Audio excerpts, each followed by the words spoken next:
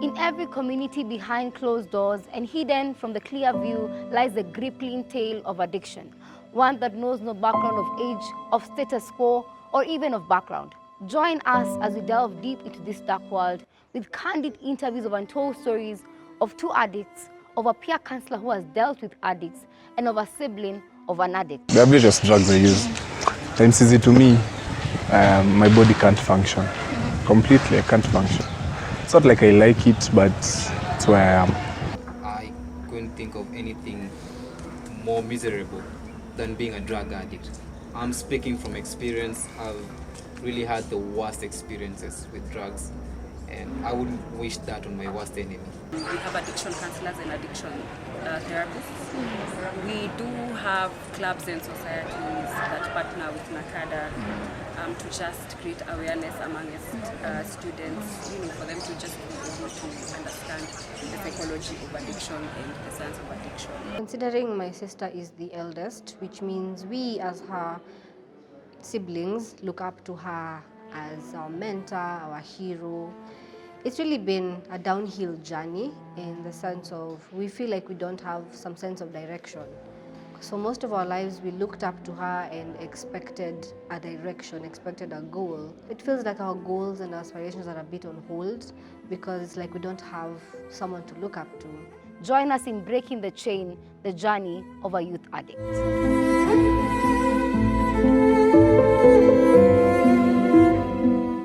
name is Brian, and I'm a student here in JKUAT. I'm currently in my 4th year, I'm doing mass communication. I aspire to be a journalist in the future, though that might be a challenge considering the fact that I'm an addict. It took some time before I could admit that to myself. My name is Tony Clark, and I am a journalist, and I'm also a struggling or a recovering addict. Well, I've reduced my amount of daily doses, so I think I'm recovering. I'm Jackie. I am a peer counselor in JKUAT. And I am a mass communication student. My name is Waweru Kalaid. Yes. Sister was my best friend. Ever since we were kids, we went to the same primary school, and I remember saving her from a bully once. I was still a child, but those are my core memories and they're what makes me happy. But now, ever since she started indulging in these other things, I lost my friend. I lost my partner. I lost the one person I could count on. On those days when I was extremely happy, I have so many words to say and I have no one to say them to, I'd say them to her. And on the days when life was not lifing and things were difficult, she held me down. But now she's never present. So she's literally withdrawn from all of us. And it's really saddening to know that she was the light, the life, the excitement of the home. And now she doesn't even sit at dinner with us. Our intimate relationship with alcohol and weed starts all the way back from class 7 when we were learning about the circulatory system.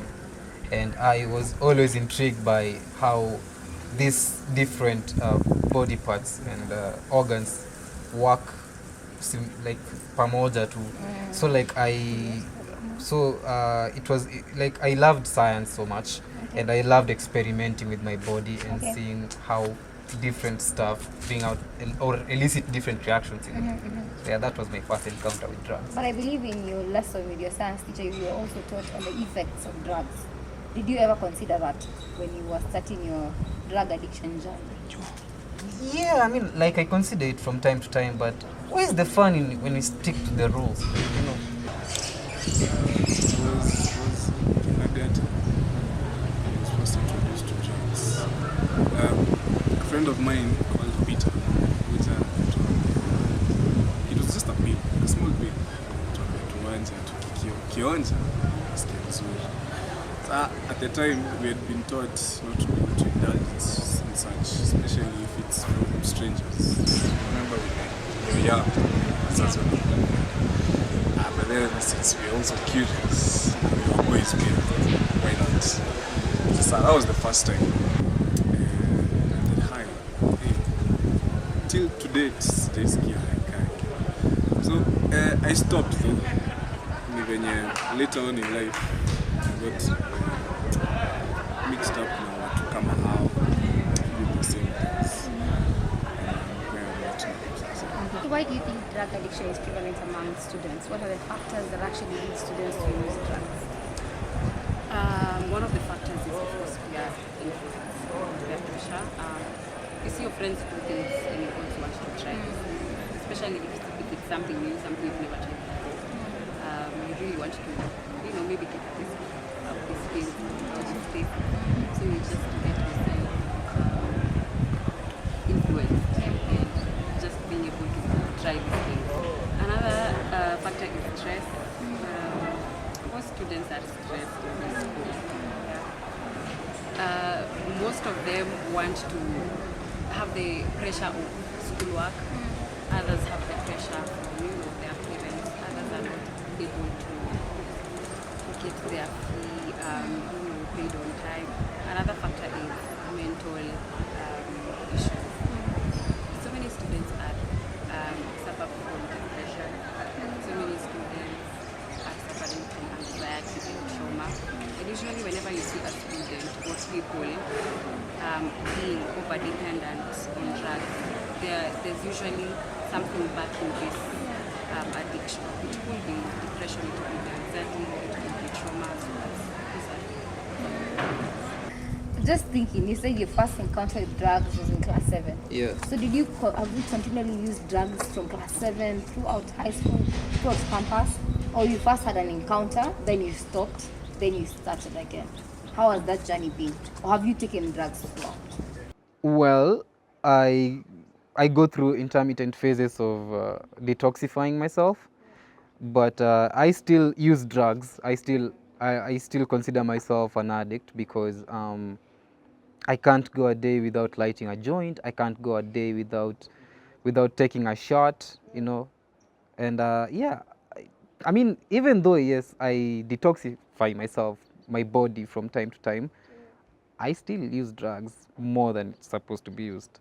Okay. Yeah. So you say you first encountered when you were in kindergarten, so you need to continue with primary, high school. So when did you again encounter? No, high school in Form 3. Okay. Was it a one-time thing or it became a continuous? Started as a one-time thing, then closed for like, let's say a semester, a term. And why not try it again? Then after tunafunga shule, we go home, we have house parties at home. People are doing these things, my older siblings are doing them, my cousins. I decided why not? Plus it's fun. So sinikam, let me indulge in more. Not just alcohol, weed, let me do more. So it's the curiosity in the fan of the Nico says. Can you explain to us what makes you think you're an addict? The fact that if I don't do drugs, my body can't function. Also, sometimes I get sick. Let's say, picture a scenario where I want to take drugs for a week. And that means for that entire week, there's nothing else in my mind besides drugs. The dependency, the craving, the withdrawal. And at a point, you're not functioning. You're literally sick. So that term that is addiction is a disease. Addiction is a brain disease. We should really try not to judge these people. It's rare that you will get someone accepting that they do have an addiction. So usually it's someone who will be able to see it or to notice it. Then now they come and bring the student to me or to anyone who's a counselor or a therapist. We get psychiatrists to diagnose our students. We have had a case where a student was diagnosed with AUD, that is alcohol use disorder. This student was able to go to the rehab, just here in Nairobi, for 3 months. That is 90 days. And the results of it was very positive. The student is now a recovered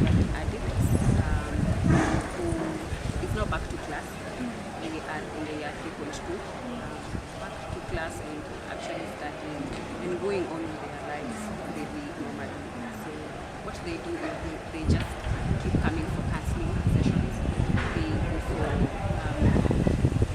peer groups for just, guidance, and just to remind themselves that they are actual addicts for a long period of time, and they are not alone. So we do have success stories. Yes, we have people who have been out of addiction and now they are continuing with their lives.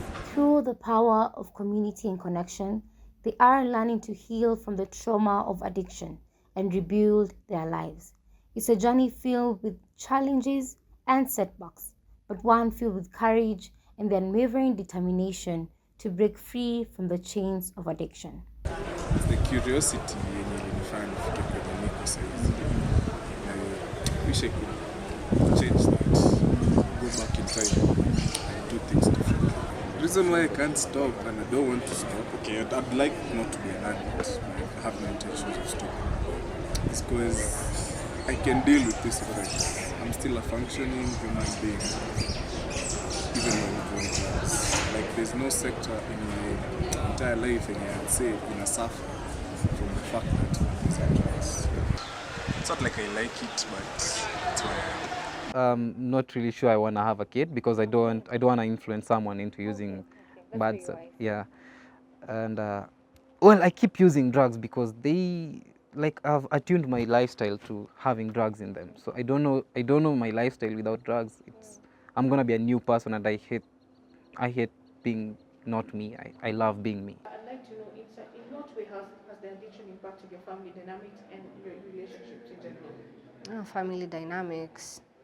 Well, necessarily how a family rolls is she used to be the stronghold of the sibling section and kind of the bridge between us and our parents. So now we don't have that. So now we are a bit terrified of our parents. So the needs and the wants we'd use her to communicate to them, we find a way of dealing with them by ourselves. So we don't have that bridge. And I feel like my parents also used her as a support system. And so now they don't have a way of speaking to her. It's sort of like it's like a disconnect. It's like, and she's in the middle. So there's the parents, there's us, and there's her. There is not the flow of communication that there used to be. I don't know, do you regret ever starting drugs? And what would you tell your younger self in regards to drugs? Are you okay with how your life is turned out? I made peace with the fact that it happened. I can't blame my younger self because I think if it were rewinded, I'd still do the same. It's really about exposure. I hope at such a young age I wouldn't have been exposed to such. It was the environment that brought about this. But really, as much as I say that, even when I grew old, I should have known that what I'm doing is wrong. I still continue. So the company I kept. So I wish the world was set up in a way where people who don't want drugs won't be exposed to it. Once who want it can get it. Because it's all about fun and choices. It has to be someone's choice, not forced. I wasn't forced, but The environment. the fact that I was exposed to it, it's the same. It's similar to being forced. I wish the world would be poison. I wish it was an ideal world. Sadly, it's like that. But thank you so much for sharing the story. Thank you for being vulnerable. I hope you live long enough to actually face this. For you to actually start using, they should try it. Thank you so much. I think that's it for now. We would love to have a conversation like this again. Maybe later in life, maybe you'll tell us that I went to rehab or I decided to change my ways. But you still love it and we appreciate it. Something is not happening. To any drug addict, one of the things we usually tell addicts is avoid entities, that is people, places and things that actually lead you to addiction.